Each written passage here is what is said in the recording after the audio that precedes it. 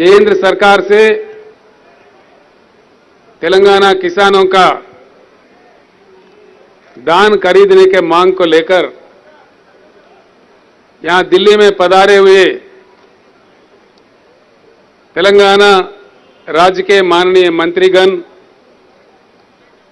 माननीय सांसद, माननीय विधायकगण, हमारे एमएलसीज और लोकल बॉडीज के जनप्रतिनिधि, तेलंगाना राज्य के किसान संगठन के नेता और हम सबके अलावा हमारे साथ मदद जुटाने के लिए आए हुए हमारे भाई, इस देश के एक महान किसान नेता के बेटा महेंद्र सिंह टिकैत जी के बेटा और आज के किसानों का इस देश का प्रतिनिधि माननीय राकेश टिकैत जी और उनके साथी भाई, मैं आप सबका प्रणाम करता हूं।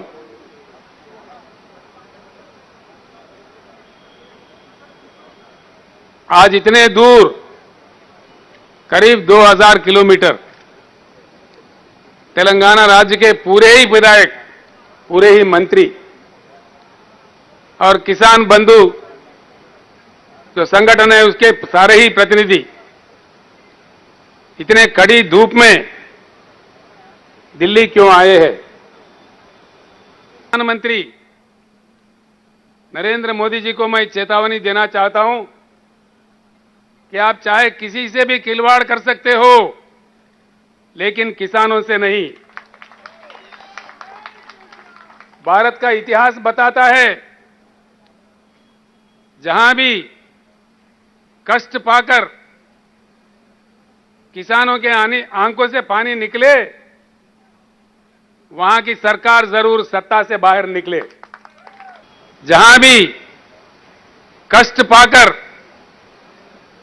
किसानों के आंखों से पानी निकले, वहां की सरकार जरूर सत्ता से बाहर निकले। ये शक्ति हमारे देश के किसान में है। सत्ता में कोई परमानेंट नहीं है, लेकिन जब आप सत्ता पे हो, उस नशा में होश खो जाके आप और आपके मंत्री दूसरे मंत्रियों के साथ, राज्यों के मंत्रियों के साथ, किसानों के साथ एक अपमानित रूप से व्यवहार करे, ये बिल्कुल हमें स्वीकार नहीं है। जब हमारे निरंजन रेड्डी जी, हमारे कृषि मंत्री और उनके साथ कुछ मंत्री दिल्ली में आए थे तेलंगाना किसानों को मांग लेके,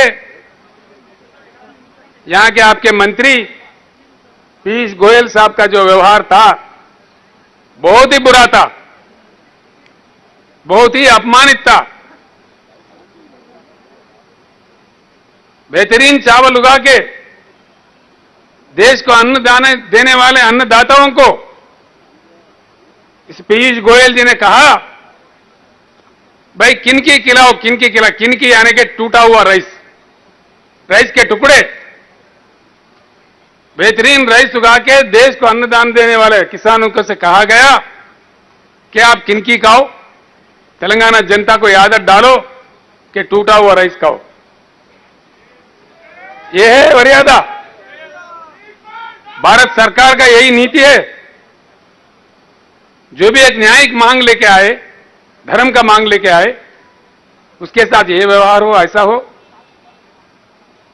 वो मंत्री पीयूष गोयल नहीं है, पीयूष गोलमाल है। वो समझता क्या है, मुझे समझ में नहीं आता। उल्टा सुल्टा बोलने लगता है। देश के कोने कोने के बारे में उनको क्या नॉलेज है, क्या बात मालूम है, हमें समझ में नहीं आता। हमारा तेलंगाना राज्य का एक अलग किस्सा है।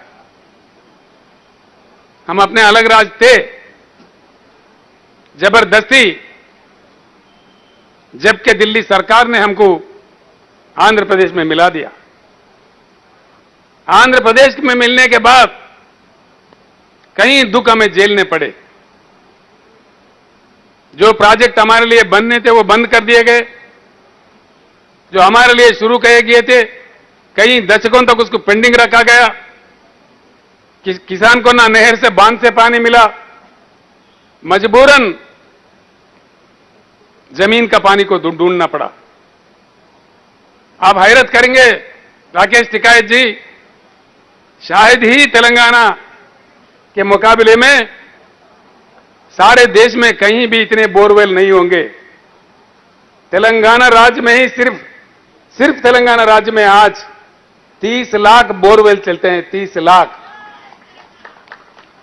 वहां के किसानों ने अपने खून पसीने की कीमत से 50,000 करोड़ के ऊपर खर्च करके इन 30,000 बोरों का खुदवाई की, लाइनों के लिए, करंट लाइन के लिए पैसा भर्ती किया, अपने आप में मोटर खरीदा और उससे धान उगाने का काम किया कईयों दशक, आंखों में पानी लेते हुए। यह हमारी दुख भरी कहानी थी। सारी व्यवस्था जो माइनर इरिगेशन का व्यवस्था था, जो हमारे महान काकतीय राजाओं ने दिया था, आंध्र प्रदेश सरकार ने उसको नजरअंदाज किया, उसको बर्बाद किया। उसके बाद जमीन में पानी नीचे गया 800 फीट में, 1000 फीट में, 900 फीट में पानी मिलता था। खेत उगाओ, बीच अदर में सूख जाओ, बिजली 5-6 घंटा भी सही नहीं आता। अब क्या करे किसान? एक जिला है जी महबूबनगर, उस जिले का आबादी है 35 लाख, वहां से 20 लाख लोग पेट हाथ में लिए मजदूरी करने देश के कोने कोने में जाते थे। ये हमारा दुख था। किसानों के आत्महत्या हजारों के तादाद में, और किसानों के परी काम करने वाले जो दूसरे लोग होते वो भी बिछड़ गए। सारी ग्रामीण व्यवस्था में दुख ही दुख भर गया था, पूरे बिखर गए थे।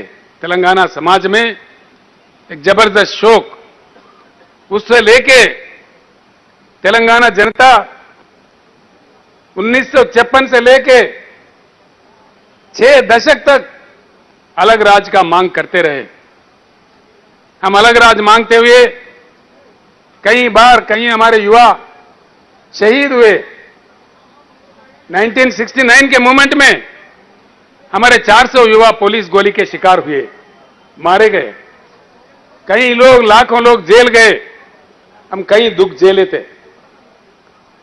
जब इस बार 201 में ये गुलाबी झंडा उठा, फिर एक बार जय तेलंगाना नारा गूंजा, तो हमने काफी प्रयास करके पूरी देश के राजनीतिक दलों को समझा के मना लिया। काफी मशक्कत के बाद, काफी काम करने के बाद, 14-15 साल के लगातार लड़ाई के बाद 2012 जून देखो तेलंगाना राज्य बना। तेलंगाना 14 राज्य हमारा बना। आखिर हमारा सपना साकार हुआ। राज्य बनने के बाद वहां का जनता उनके प्रतिनिधि चुनने में टीआरएस पार्टी को वहां सरकार चलाने का आदेश दिया। हम जब से चला रहे, सर्वोच्च प्राथमिकता हमारा खेती किसानी पे था। हम सारे जलाशय, जो तालाब गांव-गांव में होता है, 46,000 तालाबों का पुनरावृत्ति किया मिशन काकतीय के नाम। अब वो सारे के सारे हरे भरे दिखते हैं। जमीन की पानी जो ग्राउंड वाटर है वो ऊपर आ गया। बिजली नहीं थी हमारे पास, बिजली की बड़ी किल्लत थी जब तेलंगाना बनी थी। काफी कोशिशों से कई हजारों करोड़ खर्च करके हिंदुस्तान का इकलौता राज्य, एक ही राज्य है आज हिंदुस्तान में 24 घंटा हर किसी को क्वालिटी पावर देता है। आज हम देखते हैं सारे देश में जंग। प्रधानमंत्री के खुद के गुजरात राज्य में भी किसान उमड़ पड़े हैं रोडों पे करंट का मांग करते हुए। सारे हिंदुस्तान परेशान है। लेकिन मैं फख्र से कह सकता हूं एक ही तेलंगाना राज्य है जहां हर किसी को 24 घंटा उत्तम दर्जे का पावर दिया जाता है। और खास तौर पर आपने अपने भाषण में जो कहा, किसानों के लिए 24 घंटा मुफ्त करंट देने वाला एक ही एक राज्य है हिंदुस्तान में, तेलंगाना राज्य। हमारे तालाबें भर गई, बिजली सही हुई, 30 लाख बोर काम करने लगे, हमारे पैदावारी लाजमी है बढ़ेगी। और पीयूष गोलमाल कहते हैं, भाई क्या चमत्कार किया तेलंगाना ने। हां किया जी, चमत्कार ही किया। अगर आप नहीं समझेंगे हम क्या करेंगे। जब हमारे पार्लियामेंट के नेता माननीय केशव राव जी राज्यसभा में सवाल उठाए, वो तो उनको ना समझ करार दे रहे थे। मैं पूछ रहा हूं पीयूष गोयल जी, ना समझ कौन है? हमारे केशव राव जी है, ये आप खुद में ना समझ है। कौन ना समझ है? ऐसे बातें, इतने अहंकार कहां से आए आपको? क्यों ऐसी बातें करते हैं? हां चमत्कार हुआ जी। मैं कहता हूं एक मुख्यमंत्री होने के नाते 2014 और 2022 का तुलना करके देखे, तेलंगाना में सिंचाई, तेलंगाना के कृषि क्षेत्र में 1 करोड़ की बढ़ोतरी आई, 1 करोड़ एकड़ की बढ़ोतरी आई। देश के प्रधानमंत्री सच्चे, अच्छे, ईमानदार, प्रजा प्रेमी प्रधानमंत्री होते, ये तेलंगाना किसानों ने जो काम किया है, ये सराहनीय काम है, प्रशंसनीय काम है। प्रधानमंत्री जी का कर्तव्य यह बनता है कि इसको सराहना चाहिए। उल्टा आप हमारे अपमान कर रहे, हमको दोषी ठहरा रहे। धान उगाना ही दोष है, इस देश को अन्न देना ही देश है, दोष है? क्या बात देश है? जैसा अभी हमारे भाई राकेश टिकायत जी कह रहे थे, देश में किसानों के एक महासंग्राम शुरू होगा। मैं उनका वचनों का स्वागत करता हूं। पूरी तेलंगाना के जनता और किसान डटकर आपके साथ खड़े हो जाएंगे। टिकायत जी, जो महासंग्राम शुरू होने हैं, मैं आप लोगों का तारीफ करता हूं, आप लोगों को शुभकामनाएं देता हूं। केंद्र सरकार कितना आपको अपमानित किया, हम देखते रहे, आश्चर्य व्यक्त करते रहे। आपको केंद्र सरकार ने खालिस्तानी कहा, उग्रवादी कहा, पता नहीं क्या क्या कहा, कितने मुश्किल खड़ा कर दिए, कितने पुलिस तैनात किए, लेकिन अटल तरीके से आप लोगों ने देश के किसानों के प्रति उनके मांगों को लेकर के 13 महीने लगातार जिस प्रकार का आंदोलन किया, शायद पूरी दुनिया भर में कहीं नहीं हुआ, किसी देश में नहीं हुआ। आपने ये हालत कर दी भारत सरकार का कि प्रधानमंत्री को खुदा के आपसे माफी मांगनी पड़ी, देश के किसानों से माफी मांगनी पड़ी। हमारे प्रधानमंत्री तो माफी के सौदागर है, जब कभी चुनाव आता है वो माफी मांग लेते हैं। कुछ समय पहले कुछ अन्य लोगों से भी वो माफी मांगे थे, हो सकता है बाद में भी फिर माफी मांगेंगे, यही लगता है। मैं सीधी बात कहना चाहता हूं, तेलंगाना चाहता है, तेलंगाना अनुरोध करता है, डिमांड करता है, इस देश के किसान भिखारी नहीं है, भीख नहीं मांग रहे हैं। इस देश के किसान मांग रहे हैं, अपना हक मांग रहे हैं। फिर एक बार मैं प्रधानमंत्री से कहता हूं, आप एक नई एग्रीकल्चर पॉलिसी का रचना कीजिए, हम भी उसमें योगदान देंगे। आप अगर नहीं करेंगे, ये बात आपकी बस की नहीं है, आगे चल के आपको हटा देके जो नई सरकार आएगा उसके तहत नई एग्रीकल्चर पॉलिसी, जो integrated agriculture policy of India होगा, उसको हम लागू करेंगे। तेलंगाना जब लड़ने के लिए निकलता है, अंतिम विजय प्राप्त करने तक रुकता नहीं। राकेश जी, एक अजीब बात है, वो हमारे किसान धान उगाए, खरीदो बोले तो ये उल्टा पलटा बोलते हैं। बड़ा चमत्कार, इन्होंने कहा जी क्रॉप बदल दो। हमने किसानों को कहा भाई क्रॉप बदल दो। क्रॉप बदलाव की बात हमारे कृषि मंत्री कह रहे थे, सारे एमएलए कह रहे थे, सारे मंत्री कह रहे थे, गांव गांव में हमारे सरपंच भी कह रहे थे भैया क्रॉप बदलना चाहिए। लेकिन इन्हीं के दो आदमी, एक आदमी है केंद्र कैबिनेट में मंत्री किशन रेड्डी जी, दूसरे इनके पार्टी के अध्यक्ष, भारतीय जनता पार्टी के अध्यक्ष तेलंगाना राज्य के, कह रहे थे कि धान उगाओ, धान उगाओ, हम खरीदेंगे। उनको उचका के बहका के धान उगाने पर कह रहे थे कि उगाओ, हम खरीदेंगे, मुख्यमंत्री की बातों में आने की जरूरत नहीं है, ये उनका कहना था। है टीवी आपके पास? कहां है टीवी? सुना टिकायत जी, ये किशन रेड्डी साहब का टीवी का बयान है जो हमने अभी प्रदर्शित किया। वो तो कह रहे थे एक एक दाना दाना दाना हर दाना खरीदेंगे। अब किधर गए बे, लापता है। गजब की बात है। सारे तेलंगाना के जनप्रतिनिधि आए दिल्ली में धरना प्रदर्शन करने। भाजपा का षड्यंत्र देखो, हैदराबाद में वो धरना कर रहे। कितने गंदी बात है। क्यों कर रहे हो भाई? किस लिए धरना कर रहे हो? शर्म करो अपने आप पे, कम से कम शर्म तो होना चाहिए।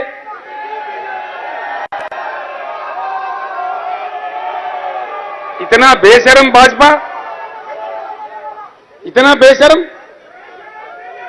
क्यों धरना कर रहा है बीजेपी? किस वास्ते धरना कर रहा है? मैं आज बताता हूं।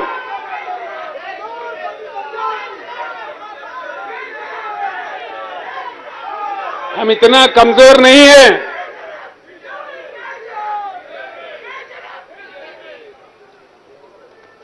तेलंगाना सरकार इतना कमजोर भी नहीं है कि हमारे किसानों को गंगा में ढकेल देंगे। नहीं, ऐसा नहीं होगा। हमारे जान जाने पर भी ऐसा नहीं होने देंगे। बचा लेंगे हमारे किसानों को। लेकिन सारे देश को पता चले कि इनका व्यवहार कहां कहां क्या क्या चल रहा है। किसानों के साथ इनका व्यवहार क्या है? आपने सही कहा जी, बिल्कुल। आज का जो सरकार है षड्यंत्र वाला सरकार है, जनतंत्र वाला सरकार नहीं है। इतना बड़ा केंद्र का सरकार, इतने बड़े बड़े बातें करने वाले प्रधानमंत्री, तेलंगाना एक छोटा सा राज्य है, वहां के किसान का पैदावारी धान खरीदने के लिए केंद्र सरकार के पास या धन नहीं या नरेंद्र मोदी जी का मन नहीं। क्या नहीं? धन नहीं कि मन नहीं? तेलंगाना तो आपको वोट चाहिए, दान नहीं चाहिए। तेलंगाना से सीट चाहिए लेकिन दान नहीं चाहिए। यह आपका षड्यंत्र है या राजनीति है। जब आवाज उठा के मांग करे तो उल्टा आपके भाजपा को हैदराबाद में धरना पे बैठाए। शर्म करना चाहिए, शर्म होनी चाहिए। ये षड्यंत्र देश में आगे से नहीं चलेगा। हम जाएंगे जी, आज या कल निकल जाएंगे, इस समस्या का समाधान ढूंढेंगे, इसको निपटाएंगे और बाज़ाब्ता आके बाकी दिल्ली में बैठ जाएंगे। इस सरकार का क्या क्या नीति है, आप जैसे कह रहे थे, सारे राजनेताओं को इकट्ठा करेंगे, जोड़ेंगे। इस देश के किसानों को जब तक संवैधानिक रक्षा नहीं मिली, जब तक एमएसपी संविधान में ना आए, तब तक हम बिल्कुल आखिरी बूंद खून तक भी हम लड़ते रहेंगे। लड़ाई जारी रहेगा। हम सारे लोग, राकेश टिकायत जी, हम सारे लोग आपके साथ होंगे।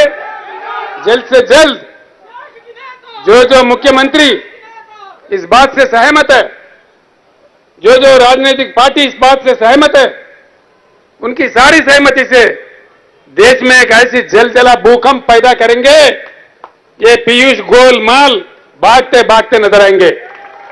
बिल्कुल भागेंगे जी। हमने बहुत देखा जी, बहुत बड़े बड़े हिटलर चले गए, नेपोलियन चले गए, मुसोलिनी चले गए, ये क्या बात है? क्या ये 1000 साल रूल करने के लिए थोड़ी है? कोई परमानेंट है क्या? इतना अहंकार क्यों? किनकी खाओ? मंत्रियों से कहते हैं कोई काम दाम नहीं है क्या? मंत्री क्यों आए? हफ्तों पर इनके दफ्तर में गए, वहां मंत्री लोगों को बिठा के 3-3 घंटा देर करके आते हैं ताकि ये चला जाए, उल्टा बदनाम उन पे लग जाए। यही इनका नीति है। सारे हमारे सांसद गए, सांसद के साथ भी यही व्यवहार। क्या ये चलेगा? ये नीति है? केंद्र सरकार चलाने का गंभीरता है? ये बात नहीं चलेगी। यही नहीं जी, कई अन्य बातें हैं जो हमारे दिल में है। सारे देश के जनता के दिल में जो आग है, हमारे दिल में भी वही आग है। ये आग फैल जाएगी, ये आग आपको खत्म करने तक नहीं छोड़ेगी। जो आप कर रहे हैं, इस सरकार का सीधी नीति है। मैं इस सारे हिंदुस्तान के किसानों भाइयों से भी कहता हूं, सरकार का नीति साफ है। ये पूरा किसान खेती कारपोरेटों के वश करना चाहता है। कारपोरेटों को देके किसान जमीन छोड़ दे और अपने ही जमान में किसान नौकरी बन के काम करे, नौकर बन के काम करे। यही इनका नीति है। ये कहते हैं मीटर लगा दो। अभी आपने डिमांड किया किसानों को मुफ्त में मिलना चाहिए। उत्तर प्रदेश में ये हाल हो रहा जी। सरकार चुना, मोदी साहब ने बड़ी अच्छा तोहफा दिया। वहां पे तोहफा इतना है कि एक के जगह अगर 2 पशु खरीदेंगे वो कमर्शियल हो जाएंगे। मीटर लगाओ, खून चूसो। यह है तरीका देश चलाने का, किसानों के साथ खिलवाड़ करने का। ये नहीं चलेंगे। इसके अलावा भी जो भी इनके खिलाफ बोलते हैं उसका अपमान करना, उसका विरोध करना, जो विपक्षी नेता विपक्षी दल होते हैं उनके पीछे सीबीआई लगाओ, ईडी लगाओ, इनकम टैक्स लगाओ। इनके पार्टी के अंदर सारे सत्य हरिश्चंद्र है। देखिए, इनके पार्टी के अंदर सारे के सारे सच्चा हरिश्चंद्र है या उनके भाई है। एक भी नेता खराब नहीं है जी। भाजपा के एक नेता के ऊपर भी ना ईडी जाता, ना सीबीआई जाता, ना खुद जाता। जहां भी कोई प्रश्न उठाते हैं, देखो ये लोग कहने लग जाते हैं जी। हर राज्य में इनका एक तमाशा बना हुआ है। चंद ही दिनों में मुख्यमंत्री को हम जेल भेजेंगे। हमने कहा आओ, दम है तो आओ।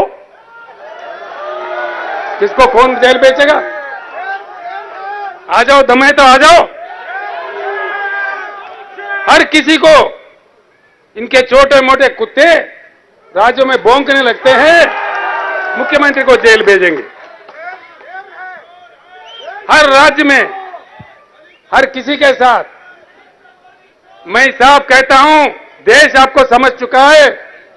आपका जनतंत्र का राज्य नहीं है, आप लोग षड्यंत्र का राज चला रहे हैं। धीरे धीरे पूरा देश समझ गया है। अब देश चुप बैठने वाला नहीं है। तेलंगाना में हमने काफी कुछ कर लिया। भारत देश के लिए अभी काम करना है। हम निकल पड़े हैं।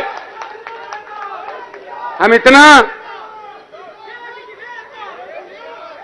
बाद में लास्ट में बोलो ना भाई।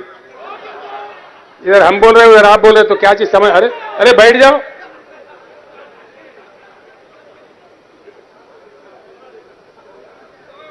खड़ी धूप है, हम सबको जाना है, सक्षम जाना है। धान नहीं खरीदेंगे तेलंगाना में। किसान देख रहे हैं आपकी तरफ।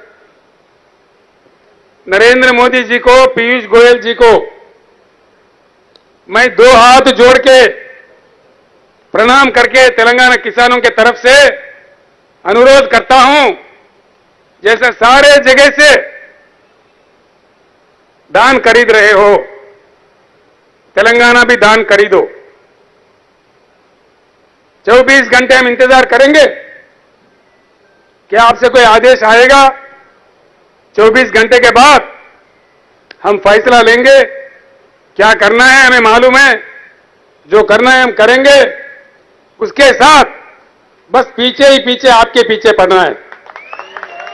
वहां काम निपटा के अब हम निकल पड़ेंगे देश पे। अब देखिए क्या क्या होता है। बात कहां से कहां तक जाता है, किस प्रकार से ले जाया जाता है।